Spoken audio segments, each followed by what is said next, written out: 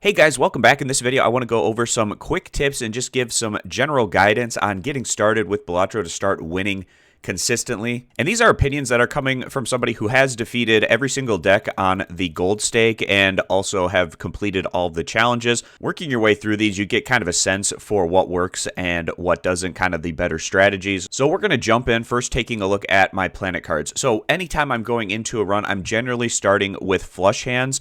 And then from there, it kind of depends on which jokers that I'm getting, whether I switch over to doing pair or high card very early on and then building off of that strategy. But the hand types that I'm going for more often than not are Jupiter with the flush hands, Mercury with the pair, and Pluto with the high card. The reason I'm going for these, they're relatively easy hands to make, get out there and consistently get scoring. If you're relying on a more difficult hand to make, you might run into a situation where you're not even getting it and able to play it to earn those points. So if you're able to power up and make these easier types of hands to find and play, then you're going to be able to score consistently while working your way through the blinds. Now, the other thing that I want to take a look at here are my most common jokers that I'm buying. So a lot of these are having to do with plus multiplier and times multiplier and easier ones to get. So early on in a run particularly, I'm trying to find plus multiplier joker cards that are going to scale throughout my run. So things like Supernova, Green Joker, Ride the Bus. Every time you play a hand, these have effects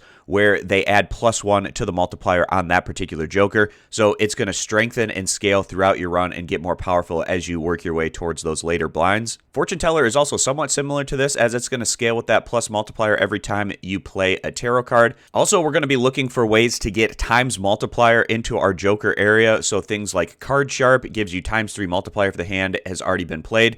And if you're playing things like flush, pair, high card, so easy to play those hands, playing them multiple times and then getting that ×3 multiplier. Acrobat, another times multiplier. That one is on the final hand of the round.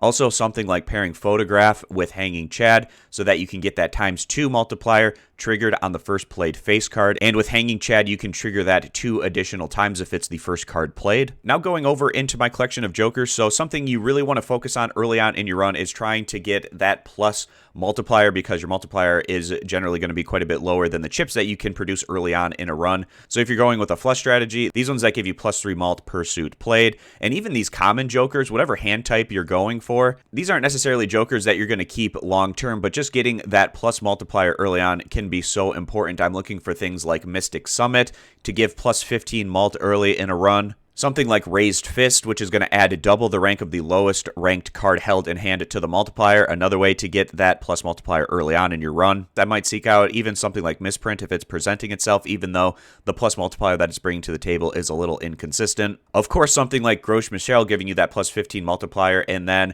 1 in 6 chance that the card is destroyed. But the positive part of that is once it's destroyed, then you can get access to Cavendish, which gives you that times multiplier. So certainly something you're going to be looking for in your run with that. Going back to my card stats, so those are the main things that I'm looking for when heading into a run of Balatro and trying to win consistently. It's about those easier types of hands to make. It's about scaling your plus multiplier and getting that times multiplier as you're working your way through your run. And then with tarot cards, building a strong economy with things like Hermit and Temperance. And curating your deck of cards exactly how you want it to be, using things like Hanged Man to destroy 2 selected cards, using Death to create the type of cards that you're looking for, making copies of them. But I don't want to make this video too long, so we're going to wrap it up right there. I hope this quick tutorial was helpful, going over some of the things to look for and the strategies to work around as you're getting started in Balatro, as you're starting to try to win consistently. I appreciate you guys stopping by. Consider subscribing, and I hope to see you back here for more Balatro content in the future.